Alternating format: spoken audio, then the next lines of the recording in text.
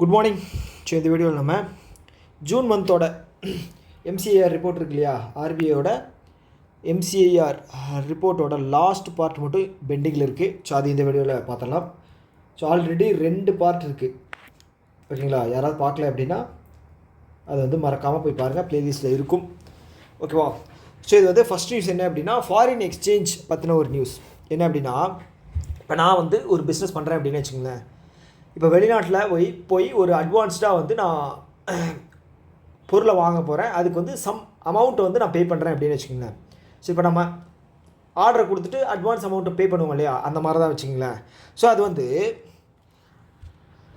50 million வரைக்கும் நான் பே பண்ணுறேன் அப்படின்னு வச்சுக்கோங்களேன். அதுக்கு வந்து கவர்மெண்ட் கேரண்டி தேவையில்லை. 50 மில்லியனுக்கு மேலே போச்சு அப்படின்னா கவர்மெண்ட் கேரண்டி வந்து தேவை. ஸோ அதான் சொல்லியிருக்காங்க. Reserve bank of India on 13th June 2025 issued a circular allowing importers to make advance remittances of up to 50 USD million. ஓகேங்களா? இம்போர்ட்டர்ஸ்னால் யார்? நான் தான். இந்தியாவில் ஒரு ஒரு ஒரு பிஸ்னஸ் பண்ணிக்கிட்டு இருக்கேன். எனக்கு வெளிநாட்டிலேருந்து ஒரு பொருள் இறக்குமதி பண்ணுறேன் அப்படின்னா நான் தான் இம்போர்ட்டர். ஸோ நான் வந்து அட்வான்ஸ் பே பண்ணுறேன் அப்படின்னா 50 மில்லியன் வரைக்கும் இருந்துச்சு அப்படின்னா அதுக்கு வந்து கேரண்டி தேவையில்லை, பேங்க் கேரண்டி தேவையில்லை. 50 மில்லியனுக்கு மேலே போகுது அப்படின்னா கண்டிப்பாக பேங்க் கேரண்டி தேவைப்படும். ஸோ இதில் எக்ஸாம் பாயிண்ட் ஆஃப் வியூ நம்ம பார்க்க வேண்டியது என்ன அப்படின்னா 50 மில்லியன், அதுதாங்க. ஓகே, 50 மில்லியன், அவ்வளோதான், வேறு எதுவும் கிடையாது. For the imports of shipping vessels without the requirement of a bank guarantee or an unconditional irrevocable stand by letter of credit. Okay, இது எதுவும் தேவைப்படாது, கேரண்டி தேவைப்படாது, லெட்டர் ஆஃப் கிரெடிட்டும் தேவைப்படாது. 50 மில்லியன் வரைக்கும். அதுக்கு மேலே போச்சு அப்படின்னா கம்பல்சரி நான் பே பண்ணியே ஆகணும், கொடுத்தே ஆகணும். ஓகே, அதுதான் ஃபஸ்ட்டு நியூஸ். ஸோ செகண்ட் என்ன அப்படின்னா, இது வந்து ரொம்ப ரொம்ப முக்கியமானது. இதெல்லாம் ஓகே, இது வந்து பார்த்திங்க அப்படின்னா மக்கள்கிட்ட ஒரு கருத்து கேட்டிருக்காங்க. ஓகே, ஸோ இது வந்து வரப்போகிற நாட்களில் வந்து இதுக்கான ரிசல்ட் அப்படிங்கிறது வரும். இது வந்து ரொம்ப முக்கியமானது. ஸோ இது என்ன அப்படின்னா, கால் மணி இருக்கு இல்லையா, ஸோ படிப்போம். Okay, recommendations of working group on comprehensive review of trading and settlement timing of various market. இப்போது பண கொடுக்கல் வாங்கல் இருக்கும். ஓகே, ஸோ இந்த மாதிரி விஷயங்களுக்கு ஒரு டைம் அப்படிங்கிறது செட் பண்ணுவாங்க கவர்மெண்ட். யார்? ஆர்பிஐ. ஸோ இது என்ன அப்படின்னா, இப்போது பேங்க்குக்கு தேவைப்படும். அப்போ அர்ஜென்ட்டாக எனக்கு வந்து 1 டே பணம் தேவைப்படுது அப்படின்னு வச்சுக்கோங்களேன். ஓகே, இப்போ வந்து எக்ஸ் பேங்க் அப்படின்னு இருக்குது, ஒய் பேங்க்குக்கிட்ட வந்து நான் வந்து ஜென்ரலாக நான் கால் பண்ணுறேன், எனக்கு வந்து இந்த மாதிரி பணம் தேவைப்படுது, நான் வந்து இதை வந்து 24 மணி நேரத்தில் திருப்பி தந்தேன் அப்படின்னு கால் பண்ணும்போது அவங்க வந்து அதை அக்செப்ட் பண்ணிக்கிட்டு ஓகே உங்களுக்கு நான் தர்றேன் அப்படின்னு சொல்லி ஒரு அக்ரிமெண்ட் அப்படிங்கிறது அவங்களுக்குள்ளே போட்டுக்குவாங்க. ஒரு நாள் வந்து அதை திருப்பி தந்துடுவாங்க. ஓகேவா? இதுக்கு பேர் தான் வந்து கால் மணி. ஓகே, இதுக்கு வந்து பார்த்திங்கன்னா ஒரு டெய்லியும் ஒரு நாளில் வந்து இந்த டைமுக்குள்ளே தான் இருக்குது அப்படின்னு சொல்லி பண்ணணும் அப்படின்னு சொல்லி டிராஃப்ட் இருக்குது. அதை வந்து சேஞ்ச் பண்ணியிருக்காங்க. அதுதான் விஷயம். அதை தாண்டி வந்து பார்த்திங்க அப்படின்னா இந்த அடிஷ்னலாக வந்து பார்த்திங்கன்னா கவர்மெண்ட் செக்யூரிட்டிஸ் எல்லாம் வாங்கி வச்சுருப்பாங்க இல்லையா, அதை சேல் பண்ணுறது ஒரு பார்ட்டி, 2 பார்ட்டி. இப்போ நான் வந்து இன்னொருத்தர்கிட்ட சேல் பண்ணுறேன் அப்படின்னா எனக்கும் அவருக்கும் உண்டானது. ஓகே, இது வந்து பார்த்திங்கன்னா 2 பார்ட்டி இன்வால்வ் ஆகிறது. அதே வந்து பார்த்திங்க அப்படின்னா நடுவில் ஒரு ஏஜென்ட் வந்தாங்க அப்படின்னா இது 3 பார்ட்டி இன்வால்மெண்ட். ஓகே, ஸோ அதுக்கு வந்து டைமிங் மாற்றிருக்காங்க, அதுதான் விஷயம். ஓகேவா? சீப்பா இதை வந்து நான் சொல்கிறேன் பாருங்கள். The working group provided recommendations aimed at facilitating further market development, price discovery and optimization of liquidity requirement. The market timing for call money. Okay, market timing for call money. So நான் சொன்னேன் இல்லையா, கால் மணினே என்ன, 24 மணி நேரத்தில் பணத்தை வந்து வாங்கிக்கிறது. ஓகேங்களா? ஒருத்தர்கிட்ட இருந்து இன்னொருத்தருக்கு வாங்குறது, அவ்வளோதான். அதுதான் கால் மணி. அது வந்து பார்த்திங்க அப்படின்னா 7 மணி வரைக்கும் எக்ஸ்டெண்ட் பண்ணியிருக்காங்க. எப்போ இருந்து? ஜூலை 1, 2025. ஃபஸ்ட்டு கண்டென்ட் வந்து இது. செகண்ட் வந்து பார்த்திங்க அப்படின்னா இது. ஓகே, ஜூலை 1லேருந்து July okay 7th month. First half முடிஞ்சு செகண்ட் ஹாஃபோட ஸ்டார்டிங் 7th மந்த். ஓகேவா? அடுத்து என்ன சொல்லியிருக்காங்க அப்படின்னா, accordingly the revised market hours shall be from 9 AM to 7 PM. அதுதாங்க, 9 மணிலேருந்து 7 மணிக்குள்ளே வந்து கால் மணிலேருந்து நீங்கள் பணம் வந்து வாங்கிக்கலாம். அப்படின்னா வந்து ஒரு எக்ஸ் பேங்க் வந்து ஒய் பேங்க் கிட்ட வாங்குறாங்க அப்படின்னா 7 மணி வரைக்கும் வந்து டைம் இருக்குது அவங்களுக்கு. அடிஷ்னலாக வந்து என்ன சொல்லியிருக்காங்க அப்படின்னா trading hours for market repo and triparty repo. Repo அப்படிங்கிறது ஒன்றும் கிடையாது, ஜென்ரலாக இருக்கிற ரேட் இருக்கு இல்லையா, ஒரு செக்யூரிட்டிஸோட ரேட் இருக்கு இல்லையா, அதுதான் வந்து ரெப்போ. ஸோ இதில் வந்து பார்த்திங்கன்னா ஜென்ரல் ரெப்போ வந்து பார்த்திங்க அப்படின்னா 2 பார்ட்டி இன்வால்வ் ஆவாங்க. அடுத்தது ட்ரை பார்ட்டி ரெப்போ அப்படின்னா 3 பார்ட்டி இன்வால்வ் ஆவாங்க. ஆல்ரெடி சொன்ன மாதிரி பையர், கெட்டர், நடுவில் வந்து ஏஜென்சி, அவ்வளோதான். ஸோ இது என்ன பண்ணியிருக்காங்க அப்படின்னா shall be extended to 4 PM. இது வந்து பார்த்திங்க அப்படின்னா ஆகஸ்ட் 1ஆம் தேதியிலேருந்து அப்ளிகபிள். ஓகே. ஸோ ஜென்ரல் மார்க்கெட்டில் விற்கிற அந்த இது வந்து பார்த்திங்க அப்படின்னா 4 மணி வரைக்கும். ஓகே. ட்ரேடிங் ஹார்ஸ் அப்படின்னா அந்த ட்ரேடிங் ஹார்ஸுக்குள்ளே வந்து செட்டில்மெண்ட்டு முடிச்சிடணும் 4 மணிக்குள்ளே. அதுதான் வந்து ட்ரேடிங் ஹார்ஸ். ஸோ அது வந்து 4 மணி வரைக்கும் market repo and try party repo.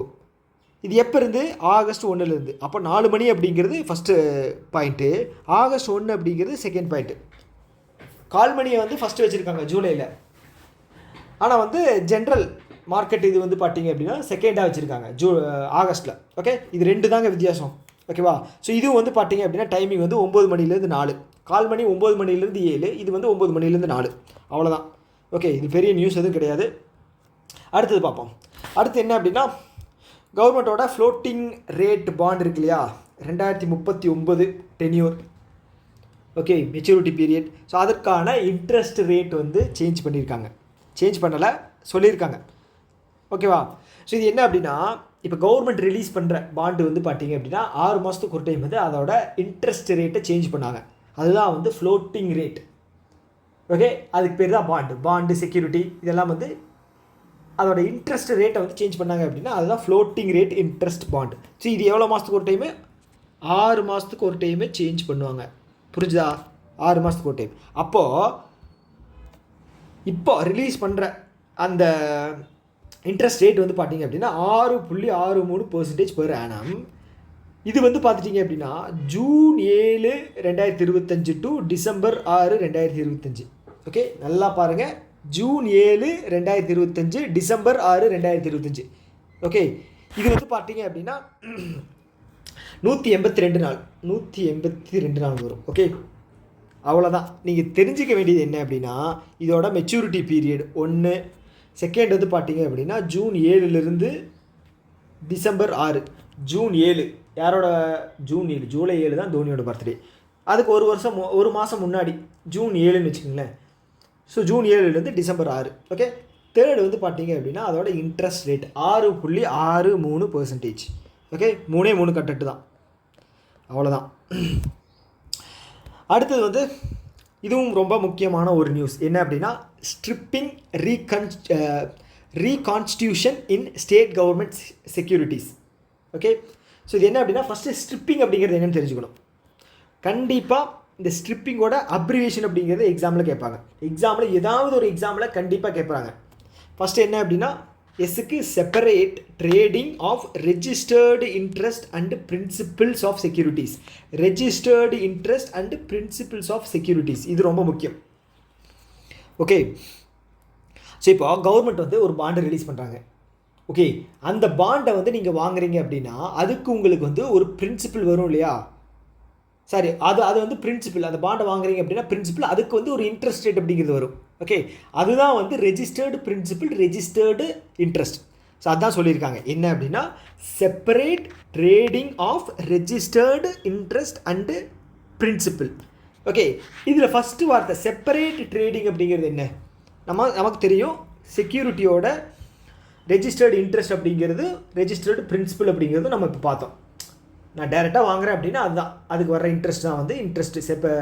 Registered interest வாங்குகிற பிரின்சிபிள் தான் வந்து ரெஜிஸ்டர்டு பிரின்சிபிள். இப்போ செப்பரேட் ட்ரேடிங் அப்படின்னா இப்போ பாருங்கள் கவர்மெண்ட் கிட்ட இருந்து நில்லுங்க ஒரு பேஜ் மட்டும் நான் எடுத்துக்கிறேன். ஓகே. கவர்மெண்ட் இருக்குது, கவர்மெண்ட் வந்து ஒரு செக்யூரிட்டி ரிலீஸ் பண்ணுறாங்க. ஓகே. ஸோ இதனோட மதிப்பு வந்து பார்த்திங்க அப்படின்னா 1 லட்சம் ரூபாய். ஓகே. எவ்வளோ வருஷத்துக்கு? 10 வருஷத்துக்கு ரிலீஸ் பண்ணுறாங்க, 10 இயர்ஸ்க்கு. ஓகேவா. ஸோ இப்போ வந்து இதை நான் ஸ்ட்ரிப்பாக பிரிக்க போகிறேன். ஓகே. இதை வந்து ஸ்ட்ரிப்பாக பிரிக்க போகிறோம். இப்போது பிரின்சிபிள் இருக்கு இல்லையா, அது வந்து ஒரு ஸ்ட்ரிப்பும் இன்ட்ரெஸ்ட் இருக்கு இல்லையா 10 வருஷம், அது ஒவ்வொரு வருஷமும் உங்களுக்கு வந்து வரும் இல்லையா, அது ஒரு ஸ்ட்ரிப்பாகவும் பிரிக்க போகிறேன். ஓகே, அப்போ எனக்கு வந்து பார்த்தீங்க அப்படின்னா மொத்தம் 11 ஸ்ட்ரிப் இருக்கும். ஓகே, 11 ஸ்ட்ரிப் இருக்கும். அதுதான் சொல்கிறான், இந்த 11 ஸ்ட்ரிப்பையும் நீங்கள் செப்பரேட்டாக ட்ரேட் பண்ணலாம், தனித்தனியாக கூட ட்ரேட் பண்ணலாம். அதுக்கு பேர் தான் வந்து ஸ்ட்ரிப் அப்படின்னு சொல்கிறாங்க. இப்போ நான் வந்து பிரின்சிபலை மட்டும் வித்தரலாம், இல்லை அப்படின்னா வந்து இன்ட்ரெஸ்ட் இருக்கு இல்லையா, அதை மட்டும் நான் வந்து ஃபஸ்ட்டு இயரோட இன்ட்ரெஸ்ட்டை மட்டும் நான் வந்து சேல் பண்ணலாம். ஓகே, ஸோ இந்த மாதிரி தான், புரிஞ்சுதில்ல? அதுதான் சொல்கிறாங்க. இங்கே இருக்குது, இங்கே இருக்கா? ஸோ என்ன சொல்கிறாங்க அப்படின்னா, இது வந்து இப்போ ரிலீஸ் பண்ணுறது ஸ்டேட் கவர்மெண்ட்டுக்கு. ஃபஸ்ட்டு இந்த ஸ்ட்ரிப்பு எப்போ ரிலீஸ் பண்ணாங்க அப்படின்னா 2010 ரிலீஸ் பண்ணியிருக்காங்க. ஓகேவா, சென்ட்ரல் கவர்மெண்ட்டுக்கு மட்டும். இப்போ வந்து ஸ்டேட் கவர்மெண்ட்டுக்கு சேல் பண்ணுறாங்க. இப்போ கொடுத்துருக்காங்க பார்த்தீங்களா, this facility already available in eligible central government security since 2010 April 1 will now apply to fixed coupon state government securities with residual maturity of up to 14 years. 14 வருஷம், இது வந்து ரொம்ப முக்கியம். 14 வருஷத்துக்கு இந்த செக்யூரிட்டிஸை வந்து சேல் பண்ணுறாங்க. ஓகே, இந்த ஸ்ட்ரிப்பில். அப்போது குறைஞ்சது வந்து பார்த்துட்டிங்க அப்படின்னா அந்த ஸ்டேட் கவர்மெண்ட் வந்து ஃபண்டு ரைஸ் பண்ணுறது வந்து, பாண்டு ரிலீஸ் பண்ணுறது எதுக்கு ரிலீஸ் பண்ணுறாங்க? ஃபண்டு ரைஸ் பண்ணுறது தானே. அந்த பாண்டு ரிலீஸ் பண்ணுறது வந்து குறைஞ்சது வந்து 1000 கோடிக்காகவாது இருக்கணும், 1000 கோடியாவது இருக்கணும். ஓகே ஓகே சப்போஸ் உங்களுக்கு வந்து இது தோணலாம், இது எங்கே போய் வாங்குறது அப்படின்னு தோணலாம். குபர் அப்படின்னு இருக்கு இல்லையா, இது வந்து பார்த்தீங்க அப்படின்னா எஸ்பிஐன்ட்டு ஆர்பிஐ இருக்கு இல்லையா, ஆர்பிஐயோட அஃபிஷியல் என்னது கோர் பேங்கிங் சிஸ்டம் தான் வந்து இந்த குபர். இது வந்து 2012 ஸ்டார்ட் பண்ணுது. ஸோ இதில் தான் வந்து கவர்மெண்ட்டோட டிரான்சாக்ஷன்ஸ் எல்லாமே நடக்கும். ஓகேங்களா, இதில் தான் வந்து சேல் பண்ணுவாங்க, நீங்கள் போய் வாங்குறதுனா வாங்கிக்கலாம். அப்போது உங்களுக்கு இன்னொன்று தோணலாம், ஸோ இது எப்படி வாங்குறது அப்படின்னு தோணலாம். அதுக்கு வந்து நீங்கள் கில்ட் அக்கௌண்ட் அப்படின்னு சொல்லி ஒன்று ஓப்பன் பண்ணணும். இல்லை அப்படின்னா யாராவது ஒருத்தங்க, இப்போ வந்து மியூச்சுவல் ஃபண்ட் கம்பெனி மாதிரி யாராவது ஒருத்தங்க இருக்காங்க அப்படின்னா அவங்கக்கிட்ட கொடுத்து அவங்க வந்து கில்ட் அக்கௌண்ட் வச்சுருப்பாங்க, அவங்க கூட வாங்கலாம். ஓகே, அப்போ கில்ட் அக்கௌண்ட் அப்படிங்கிறது என்ன தெரியணும். கில்ட் அக்கௌண்ட் வந்து வெறும் கவர்மெண்ட் செக்யூரிட்டிஸ் வாங்குறதுக்காக ஓப்பன் பண்ணுற அக்கௌண்ட் தான் வந்து கில்ட் அக்கௌண்ட். ஓகே, இப்போ நம்ம இதில் என்னென்ன பார்த்துருக்கோம் ஃபஸ்ட் நியூஸில், அதாவது இந்த ஸ்ட்ரிப்போட அப்ரிவியேஷன் இது வந்து ஃபஸ்ட்டு. செகண்ட் வந்து பார்த்தீங்க அப்படின்னா ஸ்ட்ரிப்பு வந்து பார்த்தீங்கன்னா எப்போ ஃபஸ்ட்டு ரிலீஸ் பண்ணாங்க, 2 April 1 2010. இது வந்து வெறும் இதுக்கு மட்டும்தான், சென்ட்ரல் கவர்மெண்ட்டுக்கு மட்டும்தான். ஓகே, இப்போ ஸ்டேட் கவர்மெண்ட்டுக்கு ரிலீஸ் பண்ணியிருக்காங்க. மெச்சூரிட்டி பீரியட் வந்து 14 வருஷம், மினிமம் அமௌண்ட் வந்து 1000 கோடி. ஓகேவா, ஸோ இது வந்து எந்த ப்ராசஸில் ஆர்பிஐ வந்து எந்த இதில் வந்து நடக்குது அப்படின்னு பார்த்தீங்கன்னா குபர். இது வந்து 5th பாயிண்ட்டு. குபர் 2012 ரிலீஸ் பண்ணியிருக்காங்க. ஓகே, கில்ட் அக்கௌண்ட் அப்படிங்கிறது அக்கௌண்ட்டில் தான் வந்து நம்ம செக்யூரிட்டிஸை வாங்க போகிறோம். 6 இந்த ஒரு நியூஸில் வந்து 6 கண்டென்ட் இருக்குது. இதில் இருந்து வந்துச்சு அப்படின்னா இந்த கொஷின், இதிலிருந்து இதை தாண்டி வந்து வெளியில் வராது. ஓகே, நான் சொன்ன பாசிபிலிட்டிஸ் 1 2 3 4 5 இருக்குல்லையா, இது கூட ஆர்டராக கூட நீங்கள் வச்சுக்கலாம், ஹையஸ்ட் ப்ரையாரிட்டி அப்படின்னு. ஆனால் ஸ்ட்ரிப்பு வந்து பார்த்தீங்க அப்படின்னா கண்டிப்பாக கொஸ்டின் வரும். ஸ்ட்ரிப்போட அப்ரிவியேஷன் வந்து கேட்பாங்க. டியோட அப்ரிவியேஷன் என்ன, இல்லை எஸ்ஸோட அப்ரிவியேஷன் என்ன அப்படின்னு கேட்பாங்க. Separate trading of registered interest and principals of securities. ஞாபகம் வச்சுக்க, மறக்காதீங்க. ஓகே, இந்த நியூஸ் முடிச்சு அடுத்த நியூஸ் போவோமா? அடுத்த நியூஸ் என்ன அப்படின்னா, ஹெட்டிங் மட்டும் படிச்சிடறேன். Conduct of government business by agency bank. Okay, இப்போது இந்த ஏஜென்சி பேங்க் அப்படிங்கிறது என்னென்னு தெரிஞ்சுக்கணும். இப்போ கவர்மெண்ட் இருக்கு இல்லையா, ஸோ இது வந்து ஒரு நிமிஷம், இது வந்து தமிழ்நாடுன்னு வச்சுக்கோங்களேன். மேப் நான் போடுறேன், இது மேப் கிடையாது, ஆனால் மேப் மாதிரி நினச்சிக்கோங்க. தமிழ்நாடு கவர்மெண்ட் இருக்குது. ஸோ தமிழ்நாடு வந்து பார்த்திங்க அப்படின்னா ஏகப்பட்ட கவர்மெண்ட் ப்ராசஸ் அப்படிங்கிறதுக்கு ரன் பண்ணுது. ஸோ சேலரி அப்படிங்கிறது வந்து எம்ப்ளாயீஸ்க்கு, கவர்மெண்ட் எம்ப்ளாயீஸ்க்கு தருவாங்க. கவர்மெண்ட் ப்ராஜெக்ட்டுக்கு வந்து கொடுப்பாங்க. அப்புறம் வெல்ஃபேர் ஃபண்ட் அப்படின்னு சொல்லி இருக்கும், வெல்ஃபேர் ஃபண்ட் அப்படி இந்த மாதிரி ஒரு சில விஷயங்கள் கவர்மெண்ட் சம்மந்தமான விஷயங்கள் எல்லாம் வந்து பணம் வந்து இன்வால்வ் ஆகுது இல்லையா. ஸோ இதுக்கு வந்து ஒரு பேங்க் அப்படிங்கிறது கம்பல்சரி இன்வால்வ் ஆகணும். கரெக்டாக, பேங்க் அப்படிங்கிறது கம்பல்சரி இன்வால்வ் ஆகணும். ஓகே, ஸோ இப்போ மீனிங் வந்து தெரிஞ்சுங்க, இந்த கவர்மெண்ட் ரன் பண்ணுற ப்ராசஸ் இருக்கு இல்லையா, இதுக்கு ஒரு பேங்க் ஒர்க் ஆகுது இல்லையா, அதுதான் வந்து ஏஜென்சி பேங்க். புரிஞ்சுதா? Agency bank. ஸோ இந்த பேங்க்கோட வேலை என்ன அப்படின்னா கவர்மெண்ட்டோட ப்ராசஸை வந்து ஸ்மூத்தாக எந்த ஒரு பிரச்சனையும் இல்லாமல் பண்ணி கொடுக்குறது தான் வந்து இந்த ஏஜென்சி பேங்க்கோட வேலை. அதுதான் வந்து பண்ணி கொடுப்பாங்க. ஓகே, நான் வந்து இது எஸ்பிஐ அப்படின்னு வச்சுக்கலேன். எஸ்பிஐ வந்து தமிழ்நாடு கவர்மெண்ட் வந்து அப்பாயின்ட் பண்ணியிருக்காங்க அவங்களோட எல்லா ப்ராசஸ்க்குமே வந்து ஒர்க் பண்ணி தர சொல்லி. அப்போ ஏஜென்சி பேங்க் வந்து எஸ்பிஐ. ஓகே, அப்போது எஸ்பிஐ பேங்க் வந்து சும்மா வந்து பண்ணி தருவாங்களா? லாப நோக்கத்தோடு வந்து பண்ணி தருவாங்க. ஏன்னா லாப நோக்கம் தாண்டி வந்து பார்த்தீங்க அப்படின்னா ஒரு சர்வீஸ் சார்ஜ் அப்படிங்கிறது பண்ணணும் இல்லையா? ஸோ அது வந்து ஒவ்வொரு கேட்டகரியில் இருக்குது. ஓகே, கவர்மெண்ட் ப்ராஜெக்ட் வந்து பண்ணுவாங்க, ஆன்லைனில் வந்து ட்ரான்ஸ்ஃபர் பண்ணுவாங்க, இல்லை வந்து டேரெக்டாக வந்து மணி இன்வால்வ் ஆகிற மாதிரி கொடுக்குற இது இருக்குது. அதை தாண்டி பென்ஷன் இருக்கு இல்லையா, கவர்மெண்ட் இதுக்கு பென்ஷன் பண்ணணும், அதுக்கு வந்து கொடுப்பாங்க. ஸோ அதுக்கு வந்து ஒரு அமௌண்ட் அப்படிங்கிறது வந்து எஸ்பிஐ வந்து கிளைம் பண்ணுவாங்க இல்லையா, அந்த அமௌண்ட்டில் தான் வந்து இப்போ சேஞ்சஸ் பண்ணியிருக்காங்க. ஓகேவா, புரிஞ்சுதா? அந்த அமௌண்ட்டில் தான் வந்து இப்போ சேஞ்ச் பண்ணியிருக்காங்க. அது என்ன அப்படிங்கிறத இப்போ பார்க்க போகிறோம். ஓகே, ஸோ சொல்லியிருக்காங்க பாருங்கள். நான் ஒரு டைம் குயிக்காக மட்டும் ரீட் போட்டு படிக்கிறேன். ஓகேவா, the reserve bank of India on June 16th, 2025 revised the agency commission rate to agency banks as outlined in master circular on conduct of government business. Okay, government business பண்ணக்கூடிய விஷயங்களுக்கு commission. அதுதான் யாருக்கு? Agency banks. Okay, payment of agency commission dated. Okay, இது வந்து April 1லேருந்து effective. Okay, April 1லேருந்து இந்த ரேட்டெல்லாம் வந்து அப்ளிகபிள். அது என்னென்ன சொல்லியிருக்காங்க அப்படின்னா, ஃபஸ்ட்டு 40 ரூபா எதுக்கு? ஃபிசிக்கல் ரெசிப்ட்டுக்கு. ஓகே, ஃபிசிக்கல் பணம் 40 ரூபா ஞாபகம் வச்சுக்க, 40 ரூபா. அடுத்தது 12 என்ன அப்படின்னா எலக்ட்ரானிக் ட்ரான்ஸ்ஃபர், ஆன்லைன் ட்ரான்ஸ்ஃபர். அடுத்தது 80 ரூபா எதுக்கு? பென்ஷனுக்கு. ஓகே, பென்ஷன் பேமெண்ட் ட்ரான்சாக்ஷனுக்கு 80 ரூபா. இது 3 கேட்டகரி. இதை தவிர்த்துட்டு மிச்சம் இருக்கு இல்லையா, அது வந்து பார்த்தீங்க அப்படின்னா ஒவ்வொரு 100 ரூபாய்க்கும் 7 பைசா. 4 வந்திருக்கு. ஓகேவா, நான் மறுபடியும் சொல்கிறதுக்கு காரணம் மைண்டில் ஏறணும் அப்படிங்கிறக்காக தான். ஓகே, இது வந்து எப்போ இருந்து applicable? First point April 1, 2025. Second point 40 ரூபா ஃபிசிக்கல் டிரான்சாக்ஷனுக்கு, 12 ரூபா எலக்ட்ரானிக் மோட் டிரான்சாக்ஷனுக்கு, 80 ரூபா இதுக்கு பென்ஷனுக்கு. மிச்சம் இருக்கிறதுக்கு வந்து பார்த்தீங்க அப்படின்னா எவ்ரி 100 ரூபீக்கும் 7 பைசா. 5வது இதுதாங்க. இதை தாண்டி வேறு எதுவும் இல்லை. கீழே இருக்கிறது கூட நீங்கள் படிக்க வேணாம், வளவலான்னு இருக்குது. இந்த 5 கண்டென்ட், இந்த 5லேருந்து எக்ஸாமில் ஏதாவது ஒன்று வரும். வந்துச்சு அப்படின்னா இந்த 5லேருந்து தான் வரும்.